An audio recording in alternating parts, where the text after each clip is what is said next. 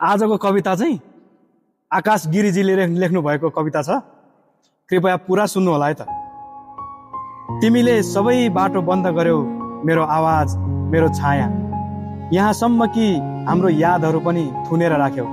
तर के साँच्चै बन्द गर्न सक्यौ र ती रातहरू?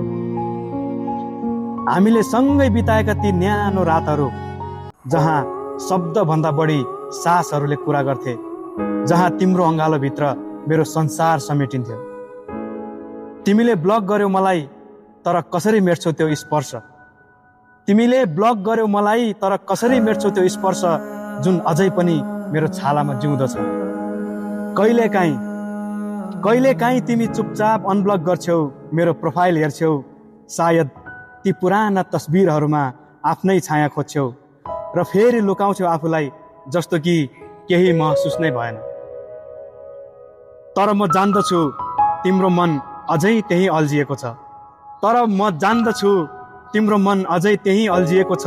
ती अधुरा रातहरूमा जहाँ तिमीले समय नै बिर्सेका थियौ।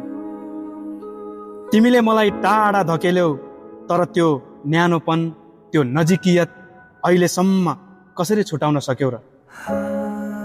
म आज पनि सम्झिन्छु तिम्रो हल्का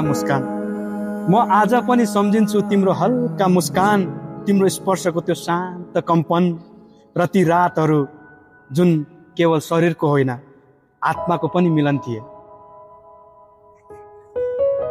तिमीले ब्लक गर्यौ, तर हाम्रो कथा अझै अधुरो छ, किनकि मेटाउन खोजे पनि केही अनुभूति कहिल्यै मेटिँदैनन्। तिमीले ब्लक गर्यौ, तर हाम्रो कथा अझै अधुरो छ, किनकि मेटाउन खोजे पनि केही अनुभूति कहिल्यै मेटिँदैनन्।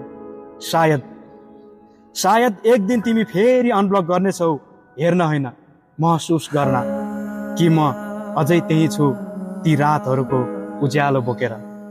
धन्यवाद।